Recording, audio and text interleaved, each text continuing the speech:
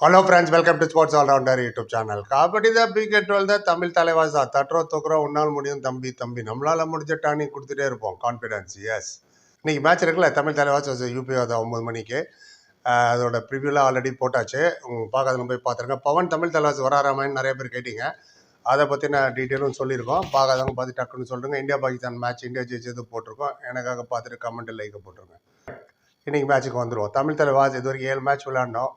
3 வின்னு 4 loss 6 point தான். 8th rank -9 difference.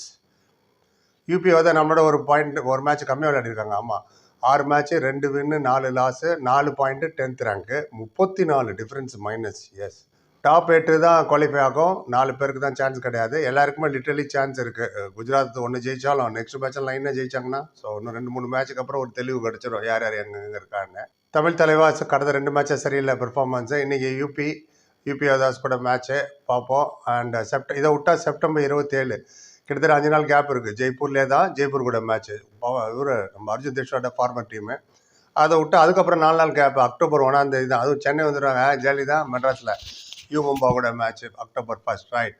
இன்றைக்கி must வின்னு தான். இனிமேல் எல்லா மேட்சுமே வின்னு அதான் ரொம்ப முக்கியம். வலிக்கிற மாதிரி இருக்குது. வின்னு வலின்னு தான் கேள்விப்பட்டேன். வின்னு ஜெயிக்கணும் இங்கே. அப்போ தான் ரேஸில் நல்லா இருக்க முடியும். அந்த டாப் 4 வர்றது தான் ரொம்ப கஷ்டம் தான் நினைக்கிறேன். But nevertheless you never know, எல்லாம் கூட ஜெயிக்கிறதுக்கு வாய்ப்பு இருக்கு. இப்போ டபுள் எல்லாம் ஜெயிச்சுட்டு உட்காந்துல லைனா ஒரு லாஸ் கூட நம்மளை பேக் ஃபுட்டில் போட்டுரும். கான்ஃபிடன்ஸ் ஷேடர் ஆகிடும். சென்னை வரதுக்கு முன்னாடி 2 மேட்ச் இருக்குல்ல, 2 ஜெயிச்சுட்டு வந்தால் இன்னும் கான்ஃபிடன்ஸ் ஹையாக இருக்கும். ரைட். சக்தே படத்தில் சொல்லுவார் 70 மினிட் துமாரே பாஸ்னு. யார்? ஷாருக் கான். பசங்க போய் ஜெயிச்சுட்டு வந்துடுவாங்க அந்த படத்தில். பார்த்துருப்பீங்கன்னு நினைக்கிறேன். சக்குதே இந்தியா அந்த படத்தில். அதே மாதிரி இன்னைக்கு சஞ்சீவ் பல்யான்னு சுரேஷ்குமார் சொல்லுவாங்க 40 மினிட்டே துமாரா பாஸ்.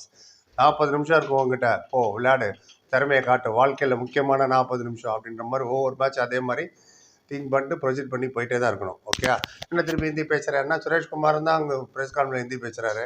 பேசாத சொல்லுவீங்களா? போய் சொல்லி பாருங்களேன். இனிமே அதில் ஒரு பக்கம் இருக்கட்டும். ஸ்டார்டிங் 7க்கு வந்துடுவோம். யூபி யோதாஸுக்கு வந்துடுறேன் ஃபஸ்ட்டு. அவங்ககிட்ட எல்லாம் பெரிய பெரிய ரைடருங்க, செம்ம ஹைட் எல்லாமே. ரைட். குமான் சிங் 19 பாயிண்ட் எடுத்து வச்சிருக்காரு. ககன் கவுடா அவர் தான் மெயின். அங்கே 69 பாயிண்ட் 6 மேட்ச்சில். ஏஸ். அப்புறம் டிஃபென்ஸ் நிறைய, மோஸ்ட்லி டிஃபெண்டர் தான். அவங்க 2 ரைடர் நம்பி தான் போகிறாங்க. ஆஷுர் சிங் அவர் ஒரு 13 பாயிண்ட். அப்புறம் மகேந்திர சிங் 6 பாயிண்ட்டு. ஹிதேஷ் 13 பாயிண்ட்டு. அவங்க கேப்டன் சுமித் சங்வான் அவர் ஒரு 20 பாயிண்ட். அப்புறம் ஷாவுல் குமார் அவர் ஒரு 3 பாயிண்ட்டு. இவங்க எல்லாருமே 6 மேட்ச் எல்லாருமே விளையாடிருக்காங்க. எக்ஸப்ட் மகேந்திர. சப்ஸ்டிடியூட் இப்படி தான் இருக்கும் mostly. Bhavani Rajput yes 16 point எடுத்து வச்சிருக்காரு. விஜய் சேதுபதி பேர் பவானி. என்ன படம் சொல்லுங்க பார்ப்போம் கரெக்டாக. ஒரு படத்தில் அவர் பேர் பவானி. பவானி ராஜ்பூட் 16 பாயிண்ட். அப்புறம் நம்மகிட்ட விளையாண்டார்ல கபூர் தாங்கி அவர் அங்கே தான் இருக்காரு.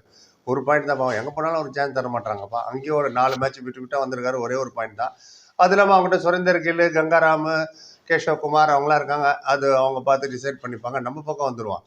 நம்மள தானே main. Yes, raid machine Arjun Deshwal எல்லா பாரத்தையும் தூக்கி ஒரு தலையில் வச்சுருக்கோம். And too much for his shoulder. பாப்பா நீங்கள் என்ன ஆகுதுன்னு. 7 மேட்ச் விளையாடி 79 எடுத்தார். அவரோட வேலையை கரெக்டாக பண்ணிட்டு இருக்காரு. பட் செகண்ட் ரைடர் தான் கேள்விக்குறி. ரைட். நரேந்திர கண்டோவில் கொண்டு வேறு வழியே கிடையாது. எல்லாமே சின்ன சின்ன பசங்களை பர்ஃபார்ம் பண்ணிட்டு இருக்காங்க. நம்ம இன்னும் பழைய ஆளையே நினச்சிட்டு 5 நிமிஷம் 10 நிமிஷம் 15 நிமிஷம் அனுப்பிச்சிட்டு இருந்தா வேலைக்கே ஆகாது. நரேந்திர கண்டினியூஸாக விளையாட வைங்க நெக்ஸ்ட் 10 மேட்சும். பாருங்க என்ன ஆகுதுன்னு. இது வரைக்கும் 21 பாயிண்ட் எடுத்திருக்காரு. 5 மேட்ச் தான் விளையாடிருக்காரு. அதுவும் கொஞ்சம் வந்தது தான். மோயின் ஷாபாக்கி இன்னும் ஐ கான்ட் பிலீவ் எல்லா ஈரானும் பிரமாதம் பண்ணிட்டு இருக்கும்போது இவரை மட்டும் அவளே அப்படியே வாமா மின்னல்ன்ற மாதிரி வந்துட்டு போனால் 4 பாயிண்ட் தான் எடுத்திருக்காரு. இப்போ 6 மேட்ச் கிடச்சிருக்காரு கொஞ்சமாக. ஸ்டார்டிங் 7 வைங்க. என்ன கேட்டால் எப்போதுமே நான் சொல்லுது மோயின் ஷபாக்கி டோன்ட் ஷேட்டர் தேர் கான்ஃபிடன்ஸ். அதில் டிஃபென்ஸ் அஃப்கோர்ஸ் நிதிஷ்குமார் அவர் ஸ்டாண்டர்டுக்கு ரொம்ப கம்மி. போன வருஷம் அவர் பெஸ்ட் டிஃபெண்டர் விளையாண்ட நிதிஷ்குமார் இதுன்ற அளவுக்கு கேட்குற மாதிரி விளையாடுறாரு. 19 பாயிண்ட் தான் 7 மேட்ச்சில்.